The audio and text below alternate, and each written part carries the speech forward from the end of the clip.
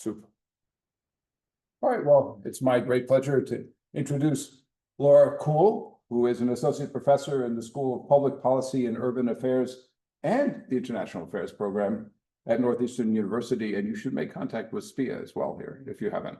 Not. You should, and they're closely linked with us. Awesome. This is School of Policy and International Affairs, a grad-only program. Great. Anyway, Laura's going to talk to us about transformative adaptation, international climate finance in a moment of crisis. Thank you for joining us. Look forward to hearing you. Yeah. Well, thank you so much for inviting me. And I know we have a small group in the room, so I hope this can be kind of a informal discussion. I know there's people on Zoom, so please feel free to sort of chime in with questions as we go. But I just wanted to share some of the work that I've been doing on climate finance and kind of reflect on kind of where we are, particularly in this moment today, is the beginning of the climate negotiations in Brazil, and climate finance is high on the agenda. But we're kind of in this moment where there's lots of questions about what's been happening with climate finance and what should happen going forward.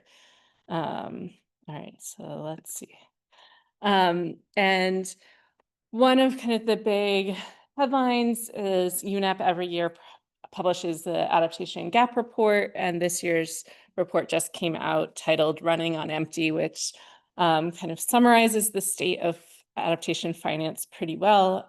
There's just not nearly the amount of finance that is needed to address adaptation needs in developing countries. So the sort of finance needs as indicated in countries' nationally determined contributions or national adaptation plans, as well as kind of modeling costs of adaptation, put this in the order of 360 or 310 billion per year. And then we have the current financial flows for adaptation in the blue. And there's obviously lots of nuance into how any of these numbers are calculated, but the headline's pretty clear. There's a huge gap in adaptation finance. And it does not look like we are in a political situation right now where it's likely for that gap to be filled by major donors, particularly with the US withdrawing from the Paris Agreement and rescinding a lot of the pledges for climate finance that we've seen in the past. And then we also have kind of the compounded crisis of that adaptation and development finance are very closely linked. And with the closure of USAID as a major source of funding for adaptation, as well as kind of similar patterns among a lot of other donors with kind of shifts in finance from addressing climate change towards shifting to kind of either domestic priorities or kind of a shift towards security funding. There's a real gap in that adaptation finance. And so there's a lot of research kind of looking at these financial flows and kind of looking at kind of where the money's going and how much there is and how much is needed.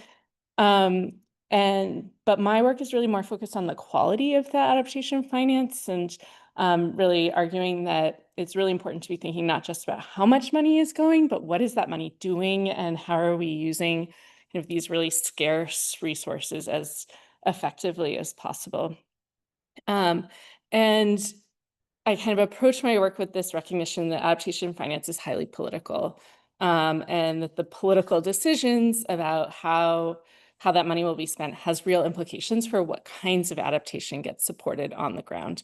I think this is something that all of us are much more intimately familiar with at the moment of the political nature of climate funding more broadly, and the same kinds of decisions and patterns play out in kind of adaptation finance that we see across research funding as well. And so really kind of for me, the current moment calls into question a couple of different things. What types of adaptation should we be funding globally? how to make sure that that adaptation is transformational. There's a real kind of call to say, like, there's there's a lot of urgent needs. These problems are really urgent, but we can't move, there's scarce resources, so how do we make them do as much as possible? And then how do we ensure that that finance is effective and sustainable over time? And I would say that paying attention to the power dynamics and the politics is really key to understanding the dynamics that drive all of these questions.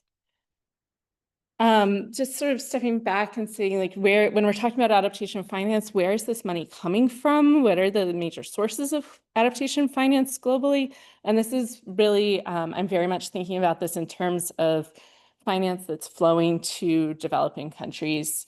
Obviously, there's additional sources of adaptation finance that are mobilized domestically, for example, that states or cities in the United States are drawing on, but this is really thinking about this in terms of commitments in the international system for countries in the global north to support adaptation in the global south. So if we look at those flows, the biggest chunk is coming from multilateral development banks. So this is funders like the World Bank or any of the regional development banks.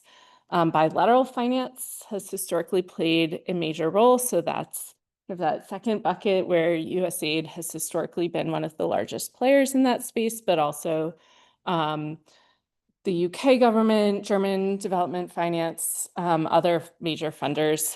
And then a lot of my research has really focused on this multilateral climate funds, which admittedly are a very small kind of player in this space, but I would argue they play a really important role for a couple of reasons. One, they're kind of the UN mandated funds to support climate change. And so from kind of a international cooperation standpoint, they have a very specific place in the landscape.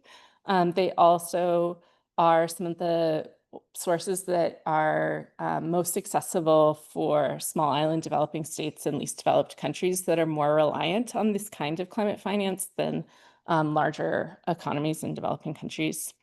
And then also because they're specifically dedicated to climate change, they've been able to sort of innovate and play a demonstration role that then is often taken up by some of these larger development actors. So they play kind of an outsized role in shaping what happens in the system compared to the amount of finance that's flowing through them. So in my work, I use a number of methods, and I'm just going to give you kind of like I'm going to try and weave a story together across a number of different projects that we've worked on over the years. And a lot of my work is collaborative. So there's sort of collaborators at other universities, at global institutions working on adaptation, and then also a lot of this has been work with PhD students as well. And look at kind of guidance from the funds as to what they're looking for in their projects to help understand kind of what kinds of adaptation are being supported. We've looked at the project proposals that have been funded to understand kind of how are they shaping their arguments and what are they proposing to do. We've done a really interesting analysis doing a video ethnography of board meetings where they were deliberating on what projects to fund to better understand kind of the power dynamics and politics of the decision making. And then across all of this, really kind of motivated by an understanding that we have to sort of follow the money to see what's actually happening. And so looking at the sort of budgets to understand that. And then finally, and this is newer research, looking at some of the evaluation data coming out of projects to sort of follow some of these questions about the long-term sustainability of projects and what's happening on the ground. So to start off with kind of really wanting to understand what kinds of adaptation has adaptation finance supported in order to kind of get at these sort of broader questions of what should it be supporting? How do we make those decisions? And one of the ways that we've looked at this is by kind of using this typology of adaptation approaches, recognizing that there's kind of lots and lots of different things that fall under the adaptation bucket that could potentially be funded through these types of projects. This typology was developed based on kind of a grounded analysis of some of the early adaptation projects. And so it's sort of well suited for this kind of analysis. But on the one hand, you have approaches like capacity building or planning, policy initiatives that are really kind of about setting the stage, creating the enabling environments for adaptation. And then you also have things like hard infrastructure, kind of your classic example of building a seawall or things like that. But then also kind of green infrastructure, or we would today probably describe this more as nature-based solutions, climate information and early warning systems, kind of more broadly provision of information and education systems, technology, changes in practice and behavior. So you can imagine there's just kind of a lot. And this is one of the real challenges with adaptation compared to mitigation, is that it's a lot easier to kind of classify the mitigation activities and investments in terms of what are their reductions in greenhouse gases associated with different measures, and how do you compare across those. With adaptation, you have a lot more of comparing kind of apples to oranges going on. How do you decide between whether it's better to invest in capacity building or better to invest in infrastructure? And so these are really sort of difficult decisions, and there's a lot of kind of normative assumptions that drive the decision making around kind of what kinds of investments to make. But what we do know is that who makes the decisions matters a lot for the types of adaptation strategies that tend to get prioritized. So top-down sort of decision processes are often emphasized infrastructural, technological solutions, and bottom-up approaches, sort of more community-based approaches, often focus on more social or institutional approaches. And so sort of recognizing this, and also recognizing kind of that there's going to be major differences in who benefits from these different types of approaches, it matters a lot to pay attention to sort of how funds are making decisions about what to include. So we've done an analysis of sort of the major UN climate funds. In the dark green is the Global Environment Facility Funds and the Adaptation Fund. And in the light green is the Green Climate Fund, which is now the world's largest dedicated climate fund. It's the newest of the funds, but it's now much larger than the others. To sort of just get a sense of kind of what are the types of approaches that portfolio includes. And you can see that some of the earlier funds and the smaller funds were really a lot more emphasis on capacity building and management and planning. And the Green Climate Fund includes a lot more emphasis on early warning systems, climate information, and also thinking about finance as an instrument to support adaptations. That's not finance in terms of like grants being given out for projects, but more thinking about mechanisms like sort of blended finance facilities that are supported through these kinds of projects, or insurance programs, sort of setting up microloan credit systems to support farmers, those kinds of initiatives. And so you see both kind of a shift in over time, with the Green Climate Fund being newer, and also, which makes sense, some of the early funds doing some of that sort of base laying sort of the foundations with capacity building and planning. And then hopefully as these newer projects are building on those foundations, although there's lots of questions as to how much continuity and kind of consistency there is from project to project. But then you have some of these more technical approaches. And a lot of this is also driven by sort of narrative shifts in kind of the role of public versus private finance within the adaptation landscape. And we see a lot of these climate information and finance approaches relying a lot more heavily on kind of private sector as a partner in delivering these adaptation benefits. So the next kind of major question, I'm just going to kind of give you sort of some high level sort of thoughts on a couple of these to sort of piece together this story, is really kind of this major question of how have the funds supported transformation? And this has become kind of a rallying cry for these funds to say it's not just about kind of incremental improvements that we're looking to support, but we really want to have transformational impact. And that's kind of a big question. What do they even mean by that? And so there's kind of this tension that it's increasingly articulated as a goal of climate finance, but it's a highly contested and political concept. What transformation means for one person might look very different from what transformation means for another. So to claim that you want it to be a goal of climate finance has all sorts of normative and political assumptions.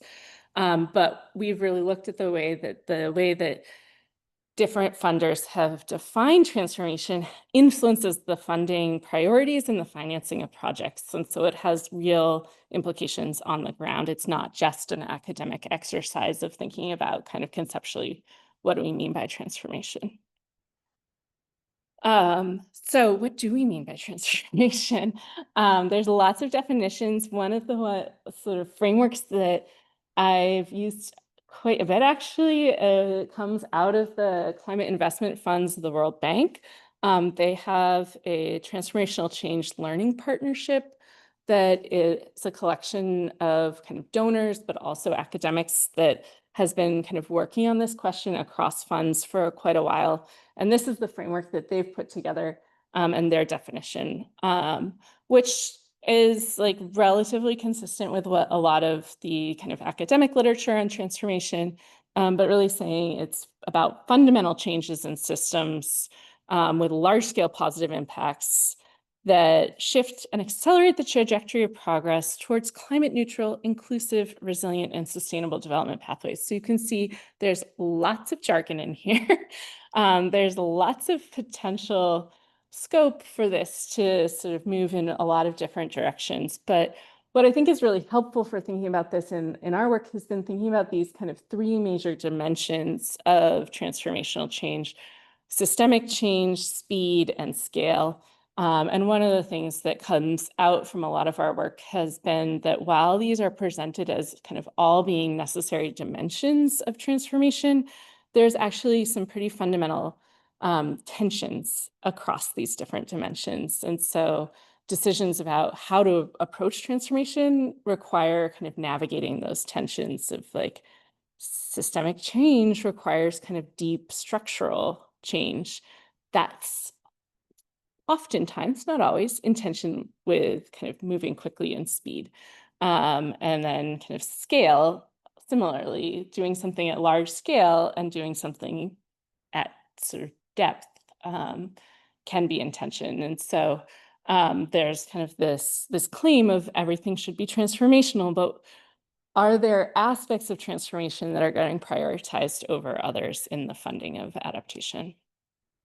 So the first way we looked at this was to look at what was the guidance that the funds have been sharing about what they're interested in, both from like their guidance on how to write proposals, but also some of just the knowledge products and sort of decisions that they have produced publicly. And so we looked historically at kind of how they've been talking about transformation. Here, this just shows the sort of keyword counts around transformation, but we also did kind of more narrative analysis of what these counts actually represented in terms of what they meant by transformation. And what you can see is that the Green Climate Fund, that last column, has talked a lot more than any of the others about transformation, and that there's quite a strong emphasis. Obviously, this paper came out a couple of years ago, and so it only goes up through 2019. But if anything, transformation has become even more prominent since then. The next thing we did was say, okay, let's now look at some of these Green Climate Fund proposals and sort of see how in the proposal documents that applicants are writing to apply for funding from this fund, how are they talking about transformation? What do they actually mean by what types of transformation they're looking to have happen? And So we looked at a subset of proposals that were submitted by kind of domestic sort of national level entities, because one of the other key priorities that the Green Climate Fund presents is that these should be locally owned. There should be country ownership over this process. So even though there's this top-down mandate to say, you should be transformational, they also say, this should represent what you want as a country. And so we're like, well, that's an interesting question of like, how much will these proposals then reflect this kind of top-down international language around transformation, or will we see kind of very much more local sort of priorities being represented? And the answer is that we saw just as much language around transformation and use of these framings in the proposals written by local organizations as we saw from proposals written by UN agencies. So this rhetoric has been adopted and it's being utilized, whether that's just a pragmatic choice to make sure that the project will get funded, or if this is really kind of an internalization of the priorities. Obviously can't tell that from the proposals themselves. But we bucketed transformation and paradigm shift potential because that's the jargon that the Green Climate Fund uses to talk about transformation. A paradigm shift is, in their language, a transformation. And then they also have a lot of language around scaling up and replication, which is the way that that kind of transformation process is envisioned. And you can see that there's kind of a lot of different concepts of transformation that kind of came out in these proposals. But really this vision of kind of transformation occurring through market mechanisms and through participation in markets, even though in terms of the counts of the number of proposals that talked about it, it doesn't look that dominant. If you actually look at the narratives, it was quite, it really does dominate the way that these discussions are happening. So I'll just give one example of what that looked like. This is a project that was looking at kind of agricultural adaptation in Africa. And here it's saying that the business model that is the paradigm shift is to enable vulnerable farmers to penetrate the local and national agricultural economy from a purely subsistence production model towards full market penetration. This is premised on creating value chains to ensure scale up, future uptake, and sustainability of the results. Thus, a full shift in the value chain is anticipated with long-term transformational results. So I think this is a pretty clear example of what type of transformation is being envisioned. This is a transformation of subsistence farmers into market actors and transformation of the value chain into kind of a market-driven development pathway, which is a very specific sort of vision of transformation, which may or may not be a type of transformation that is in line with local priorities or even national priorities, but it is certainly in line with what the Green Climate Fund is looking to support.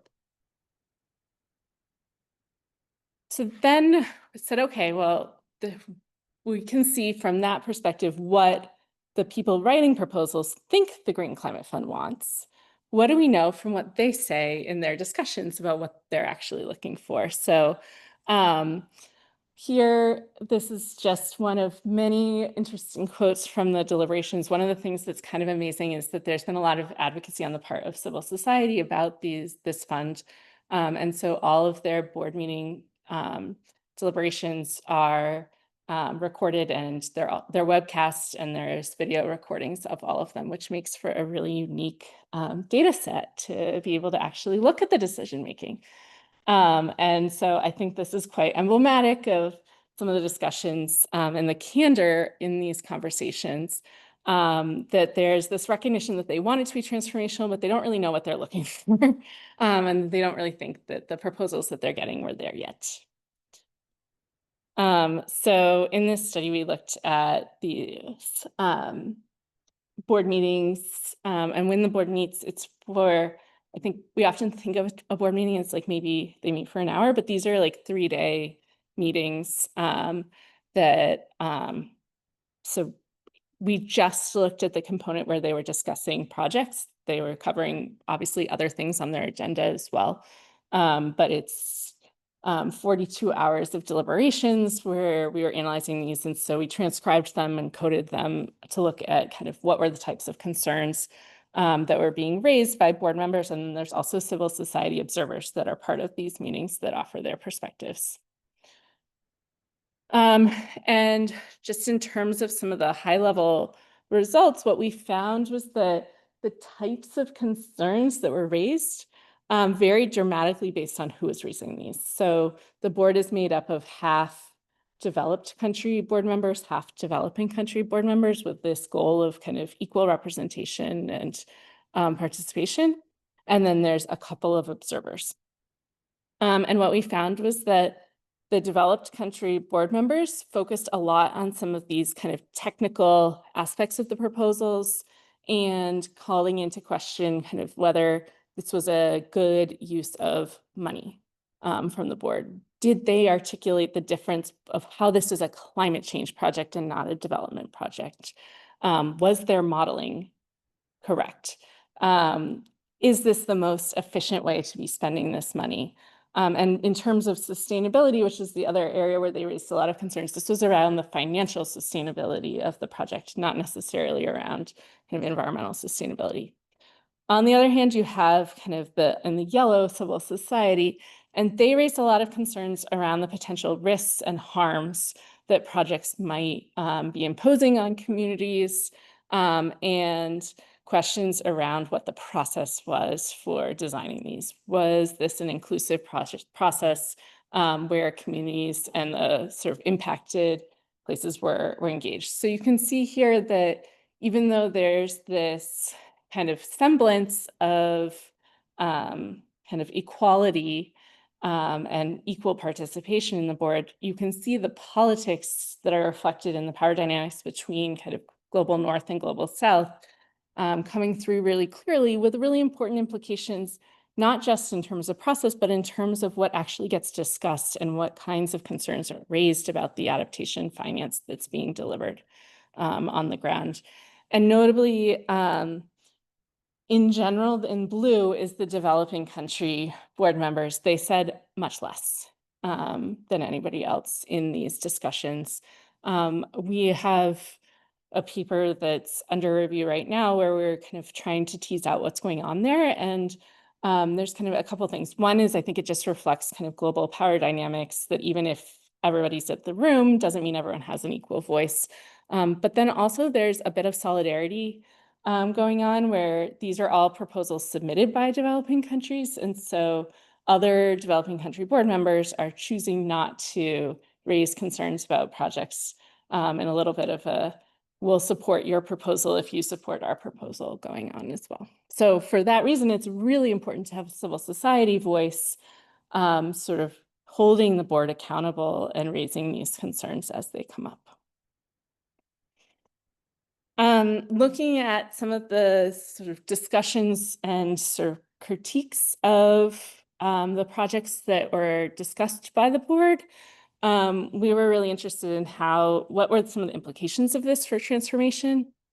And a couple of the things that really came out was that it's great to say, let's be transformational, but we also need to think about the way that transformational change and the promotion of transformation or investment in it can also create new risks. And so here's just a couple examples of kind of concerns that were raised about the transformation being proposed in projects. One is kind of this idea that there's a desire for scale, and larger scale is more transformational, but that tended to push things in the direction of supporting infrastructure because you can get to scale quickly. With large infrastructure projects, it's much harder to think of kind of community-based projects achieving scale in the timeframe of 3 to 5 years. And so there's some concerns about the risks associated with large infrastructure investments in this portfolio. And then also kind of this tension between kind of innovation and trying out new things that might potentially be transformational, but that also come with a lot of uncertainty and some potential risks. And so both risks to the fund of like what if they fail, who's responsible and what does this look like in terms of credibility, but then also obviously for the communities and places where those projects are being tested out, whether there's kind of ethical concerns there. And then there's also kind of one of these patterns that's observed is that, like, in this attempt to be transformational, there's kind of a desire to kind of put in everything and kind of stemming often from kind of an attempt to take a systems perspective and really kind of understand the problem holistically, means that a lot of these project designs can become pretty unwieldy, and you have like 20 different components that all together are going to create change. And so that becomes kind of risky in terms of project implementation, that you're working in places where there's relatively low capacity to implement these really complex projects. And so some interesting questions of, like, maybe it would be better to have a simpler project where there'd be a higher chance of actually being able to do it well. So that's what we know so far about transformation. The other question that's very closely related is, like, now that we've done all these projects, what do we know about whether they work? And are they actually delivering kind of sustainable outcomes on the ground? And this is a lot harder to get at methodologically. So for a lot of the other pieces, we've been able to look at this from kind of narrative analysis and looking at the project proposal documents, which there's many, many years of projects there's hundreds of projects that have been funded. These are still relatively new funds. And so there's a lot smaller number of projects that have had the timeline to actually be implemented and to look at long-term results. But we now, especially from some of the very early kind of projects that were funded in 2010, we can start to look at long-term results. So we're not the only ones to be asking these questions. The UNEP Adaptation Gap Report last year started looking at some of the evaluation data coming out of these projects. They looked at, there's 166 projects that had kind of evaluations that had been done after their completion.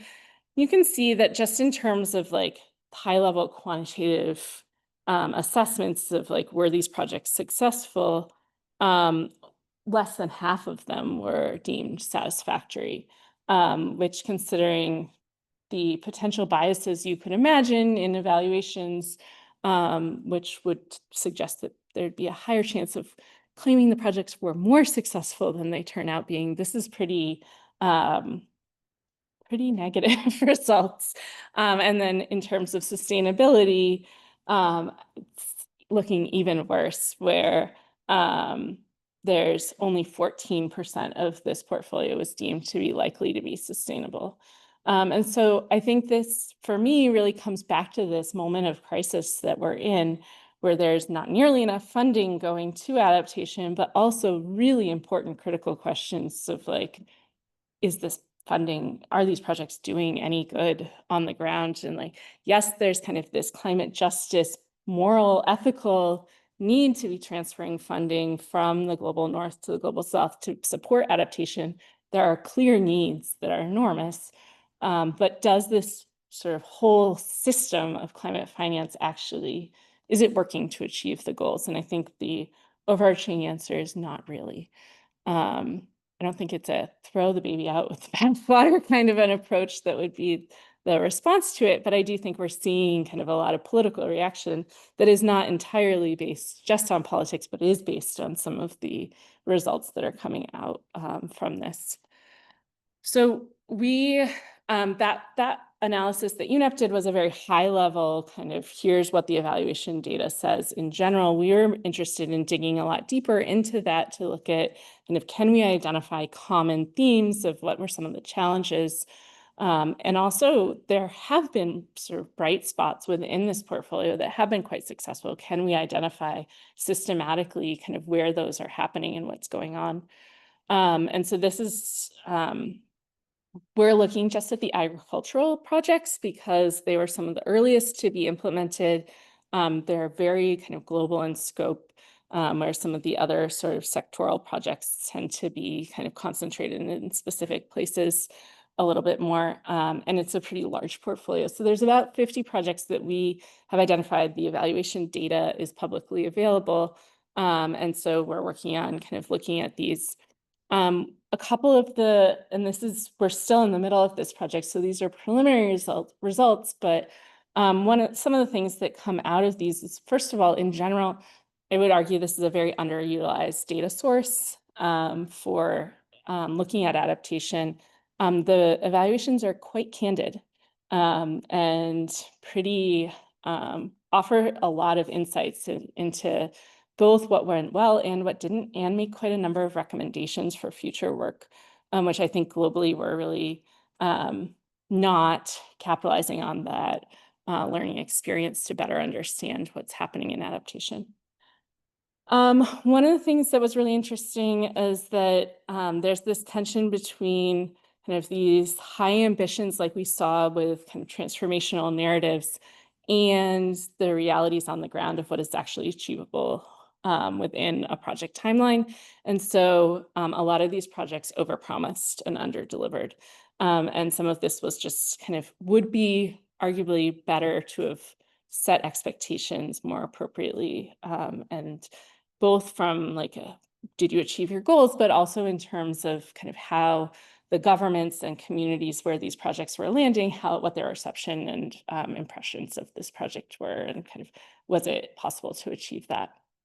Then also that sometimes there were poor technical components. I mean, many of these projects are actually quite technical, and that obviously had implications for that particular component. But what was more interesting was some of the cascading impacts that had for kind of eroding trust and confidence in the project overall. So even if there was a project that had some aspects that were really going very well, poor technical elements led to kind of erosion of trust in the entire process. Many of these projects were sort of piloting really novel things in the particular context where they were working, and it was hard to achieve those results in the 3 to 5 year time frame. And this is not rocket science at all, but it's a repeated challenge across decades that one would hope maybe we would start to think a little bit differently about how to design these. There's a real push to deliver metrics at scale. So this often led, and this again aligns very much with this push for transformation of demonstrating kind of large scale impact, but that often came at the expense of the quality of projects, that you cannot do everything well at once, and that those trade-offs, the incentives push the trade-offs towards quantity over quality.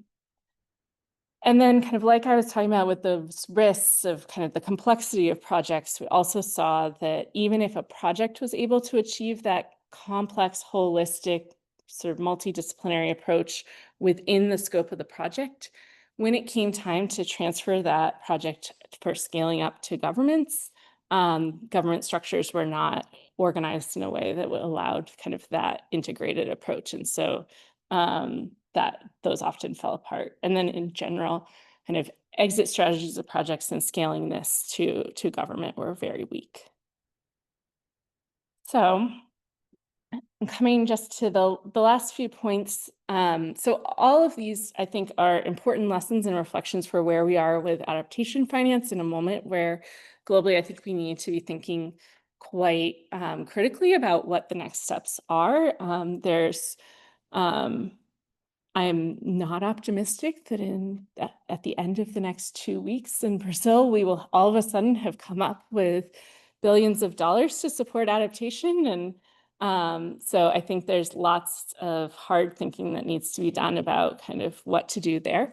There's also a couple other really interesting kind of directions that the climate finance landscape has been moving, where I think this research can have really important insights and help shape those conversations. One of them is the Fund for Responding to Loss and Damage.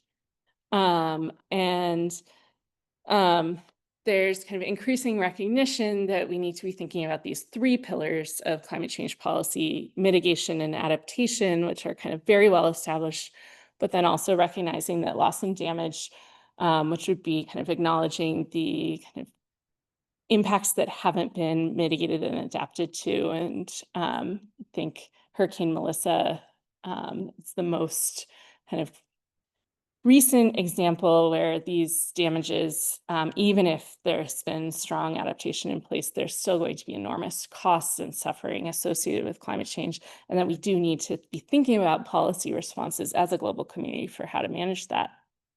And so the COP finally did decide that this was an important pillar and established this new fund for responding to loss and damage. And at the negotiations this week, they're expected to release the first call for proposals for that fund. And so we looked at kind of what have we learned from adaptation finance to think about how that fund should be designed. And these are just a couple of our high-level messages. One is that the funding needs to be a lot faster.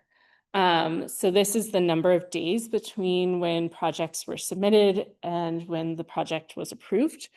And you can see even in the best case scenario, that's like a year and a half on average for mitigation projects, and cross-cutting projects are projects that include both mitigation and adaptation components. And there you're getting to 690 days on average for approval. And that's just not in alignment with the urgency of climate crisis.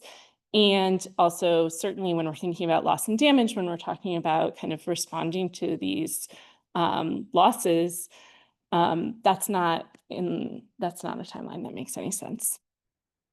The other thing that we point out is that most of this finance through the Green Climate Fund, despite a mandate to ensure that half of it is going through national or local entities, 76% of it was still going through international entities like the United Nations Development Program or the World Bank or FAO. And so there's a huge gap in kind of between the ambition and the reality of making these funds accessible to not just local communities, but national organizations as well. The other big challenge is that the financial instruments in these funds, much of this is in the form of loans. And for vulnerable countries, particularly for something like loss and damage, where by definition it is a loss, it is not going to be revenue generating.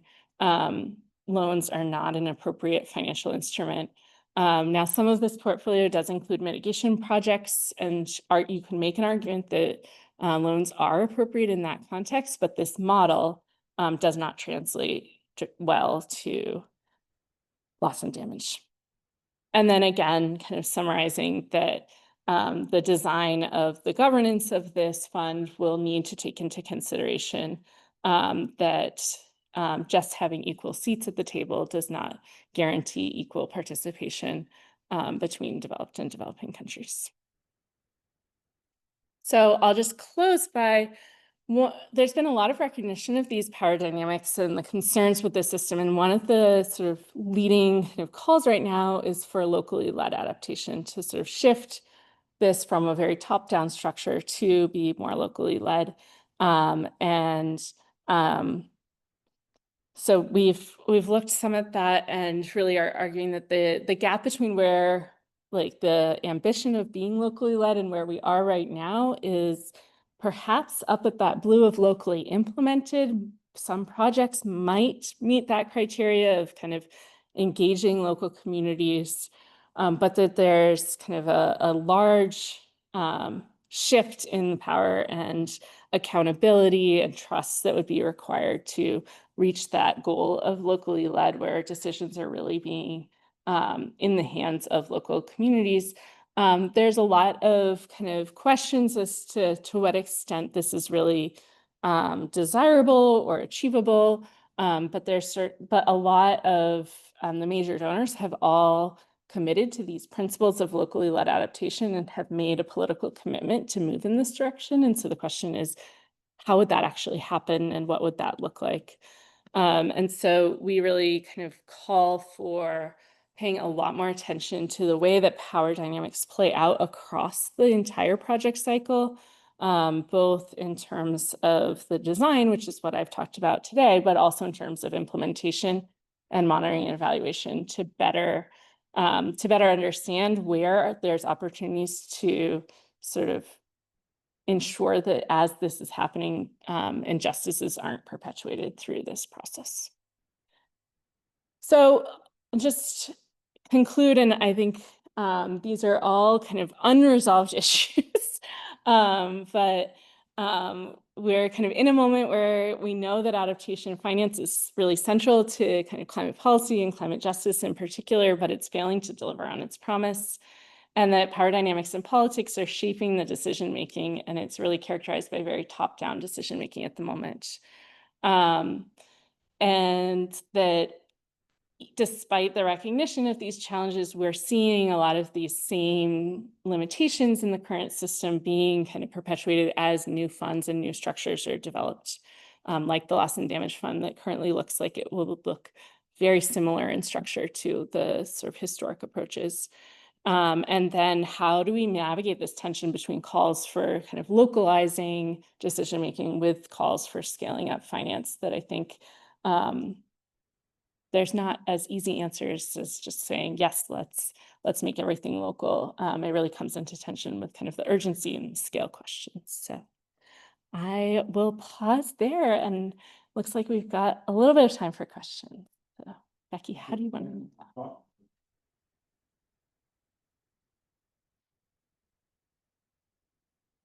So I know there's people on Zoom as well, so I don't know if there's a way. And I wonder if I stop sharing, if we can just also make that. Laura, I'm online. If I could come in? Yeah. Ray Jennings. I'm an external associate with CCI. I also teach a course at SPIA on shocks, like climate shocks and their implications for stability. And I second Dan's proposal for you to connect with SPIA. I think it's a great relationship. But I'm also a 25-year veteran with USAID and the World Bank, and still with the World Bank and working in South Sudan. And South Sudan, as you're probably well aware, is one of those places with a great number of complex challenges to overcome. And one of the things we're trying to do in the programs I'm involved in is to promote climate adaptation in local communities, but also address this nexus between climate development and conflict, where climate shocks are fundamental to the conflict drivers in the country. And the other thing we're contending with there is the definition of local. There's not one definition there. We try to work with local communities, putting together local community councils to identify their priorities in climate adaptation. But there's a different definition of it at the county level, at the national level, and at the community level. So local sometimes is complicated to discern. So I guess the question I have in looking at climate finance then for you is, COP30 seems to be sidestepping the idea of linking climate finance to security and conflict. I think it's a too controversial topic for whatever reason for Brazil. How do we get climate finance to acknowledge that the need in fragile and conflict-affected environments is profound, but the appetite to engage there and the really low.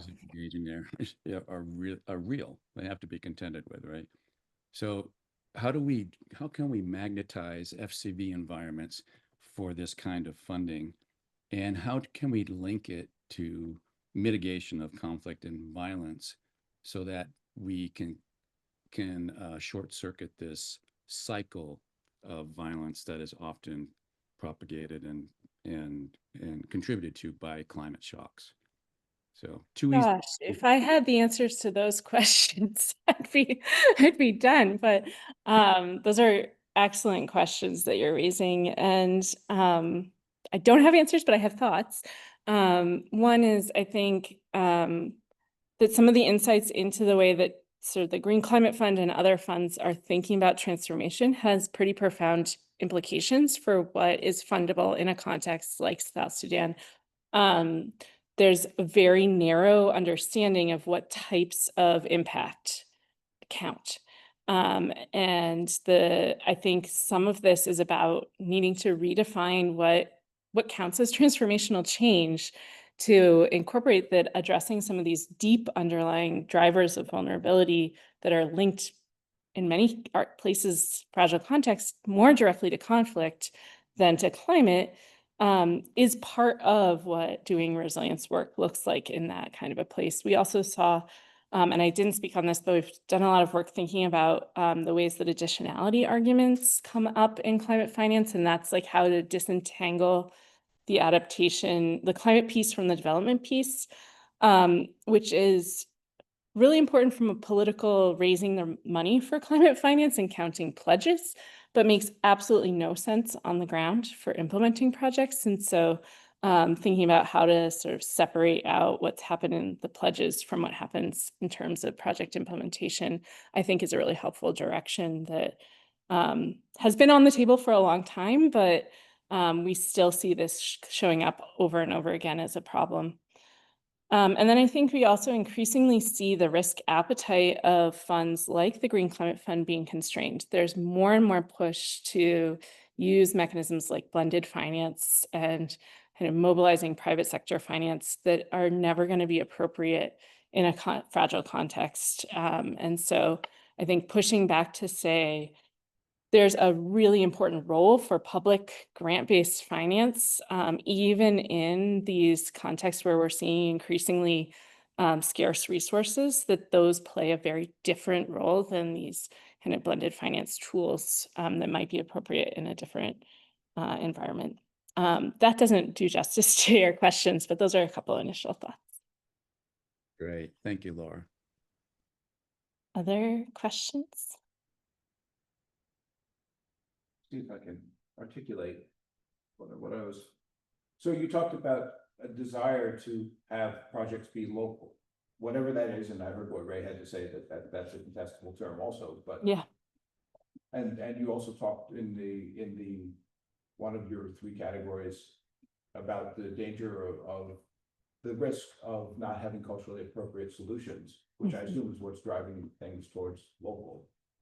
yeah, you're right. Can you do that without education? And so what sorts of educational efforts to prepare people to be able to propose culturally appropriate? Sure. So, I mean, I think there's a couple of things here going on. This sort of tension of like, I guess there's two ways I'm going to answer this. One is there's questions of who's actually designing these projects. And the reality is that in many cases, they're being designed by international consultants who are flying in and flying out and have absolutely no idea what's going on in the local context. We see a fair amount of copy-paste language from one proposal to another that is very clearly not locally designed by any definition of local. So I think there's kind of a lot of that is being driven by the sort of technical requirements for writing a successful proposal are quite significant. There's only a handful of people in the world who actually understand what the Green Climate Fund is looking for well enough to write a successful Green Climate Fund proposal. And so there's a lot of gatekeeping of kind of access to these funds. There are lots and lots, but like basically there needs to be a kind of simplification of the funding requirements. And this, I think, needs to happen not just in the Green Climate Fund, but across donors. There needs to be a lot more willingness to take risks. And that means not waiting till a proposal is absolutely kind of looking like an academic proposal before you can get money out the door and on the ground to communities. There's got to be other ways of assessing kind of readiness to receive money rather than writing very complex jargon-filled 50-page documents. So that's one piece. And then I think the other is on this question of like, okay, so even if you have projects that have kind of devolved financing mechanisms where communities are making decisions about what to support, I was involved with the World Bank's pilot program on climate resilience, which is their like large adaptation portfolio, doing the evaluation of that. And one of the big questions that the bank kept coming back to us and asking was, well, what's the evidence of locally led adaptation in our portfolio? The answer is you're not doing a lot of locally led adaptation. You're the World Bank and you're the most top-down institution in the world. And these were early projects. It was before this was really a goal. And then also that there's this sense of like, well, can local communities really just like identify what would be good adaptation interventions for their local context, and a lot of kind of questions that I think your point of like, what kind of education would be needed? In this language, that would probably fall more under the discussions of like capacity building. And there are lots of questions of like, if a lot of communities, for example, want like additional water, like boreholes is a very common community request for adaptation projects. Has there been the appropriate climate modeling to understand what the future water projections are in that area? And is this going to be kind of a maladaptive solution? I think that there's that still, like, this can't be a just community wish list of development interventions. It has to be informed by science and the modeling, but there's ways that that can be kind of, the decision-making can still be shared at the local level, even if it's drawing on kind of the most sophisticated science. And so I think that's where the conversation is right now, is how to really bring those more into conversation in ways that meaningfully give people choice. I feel like I'm about to ramble, but standing back at a different level, it's a challenge. If you underline what you said or overline it, is the challenge of having people do things that deal with justice and ethics. And that isn't what drives the world very much right now. That's a fair observation. And what does drive the world are things, actions that seem in the best interests of those with the money.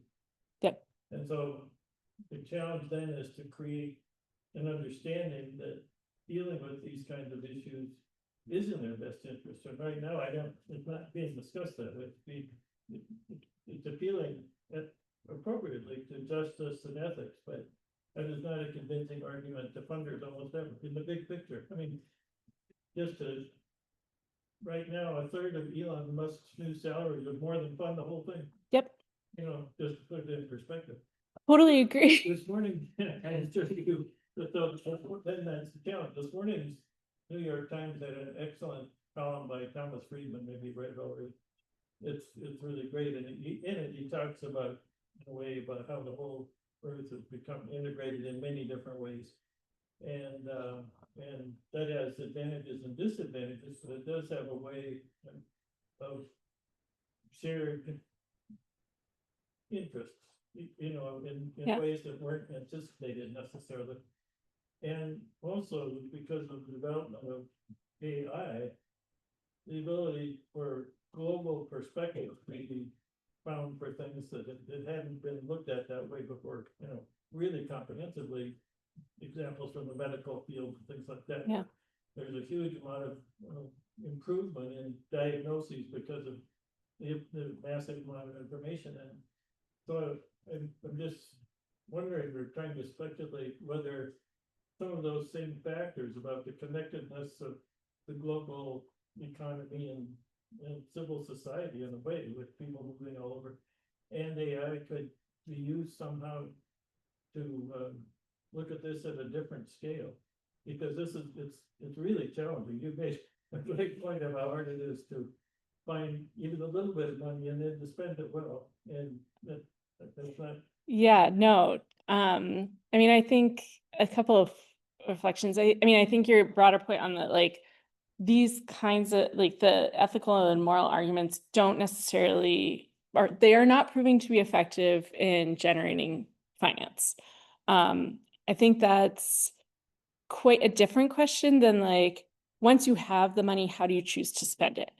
Which is really what my research has been focused on. But I think in terms of like what is going to be compelling for generating that funding, I mean, I think we're currently watching sort of the assumed logics of what was compelling fall apart. So, but historically, like, I mean, USAID has made very explicit national security and self-interest arguments for its existence and the regional and strategic priorities for that funding for years. So that has absolutely been kind of a big motivator for particularly bilateral development assistance, but more broadly, any of this is, and I think in terms of adaptation, the place where we've seen this the most, there's kind of two things. One is global migration patterns and the way that that is impacted by climate change, and the argument that investment in adaptation in place is much more cost effective and in kind of donor countries' interests than dealing with migrants when they arrive. And then also kind of particularly in Central America, a lot of the linkages between kind of political violence and climate change and kind of US intervention has been a very strong argument, also a ridiculously complex history of US engagement in the region, and unclear whether that's an argument that we want to be promoting or not. So I think that's kind of my answer on like the amount of funding. On the question of AI, I think there are some really interesting applications of thinking about how AI might be particularly helpful in terms of climate forecasting and modeling that I think have the potential to really help address some of these questions of sort of downscaling and making decision-making a lot more feasible at the local level. Obviously, there's many other uses for AI and kind of climate science, but in terms of linking it to these kind of adaptation design and interventions, I think there's space for it to really kind of democratize the climate information space. I have lots of reservations as well, but I do think there's some interesting possibilities out there. I'm thinking so much about scientific aspect of AI. It's past one, and some of us have to leave, but I'll leave you guys.